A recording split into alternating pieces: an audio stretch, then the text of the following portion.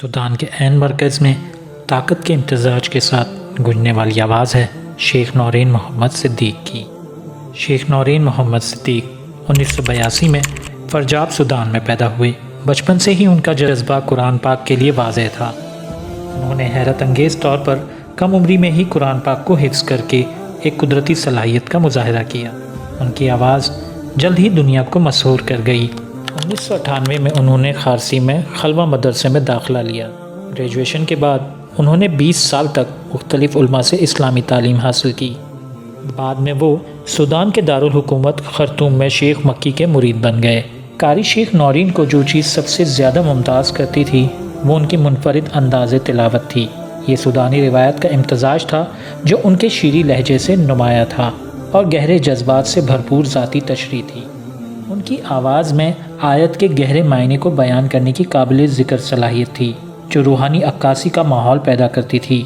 ان کی تلاوت محض ایک پرفارمنس نہیں تھی، یہ رب ذوالجلال کے ساتھ دلی تعلق تھا جو سننے والوں کے لیے گہرا متاثر کن تجربہ پیش کرتا تھا۔ ان کی آواز کی طاقت صرف ان کی تکنیکی مہارت میں نہیں تھی بلکہ اس خلوص میں تھی جو انہوں نے بیان کیا۔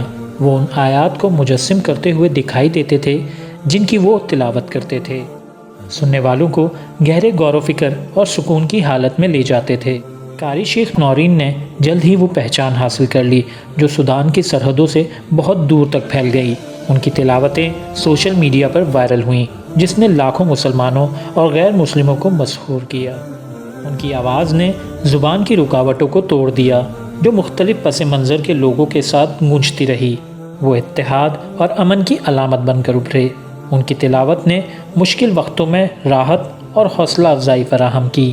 وہ امید کا ذریعہ بن گئے، ہر ایک کو قرآن کی خوبصورتی اور اہمیت کی یاد دلاتے۔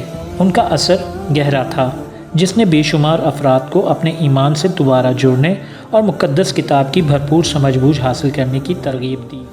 افسوس کی بات ہے کہ قاری شیخ نورین کی زندگی نومبر 2020 میں ایک کار حادثے میں المناک طور پر ختم ہو گئی۔ ان کی ناگہانی وفات نے مسلم دنیا میں صدمے کی لہر دوڑا دی جس سے ایک گہرا خلا پیدا ہو گیا۔ پھر بھی ان کی میراث قائم ہے۔ ان کی آواز ان لوگوں کے دلوں میں ہمیشہ کے لیے نقش ہو گئی جنہیں سننے کا اعزاز حاصل ہوا۔ وہ ایک پرسکون موجودگی، امید کا ذریعہ اور ایمان کی پائیدار خوبصورتی کی علامت تھے۔ ان کی میراث آنے والی نسلوں کو متاثر کرے گی۔ ان کی آواز قرآن پاک کے ابدی پیغام سے گونجتی رہے گی۔ اعوذ باللہ من الشیطان الرجیم، بسم اللہ الرحمن الرحیم، الحمد للہ رب العالمین، الرحمن الرحیم، ملک یوم الدین، ایاک نعبد و ایاک نستعین، اہدنا الصراط المستقیم، صراط الذین انعمت علیہم غیر المغضوب علیہم ولا الضالین۔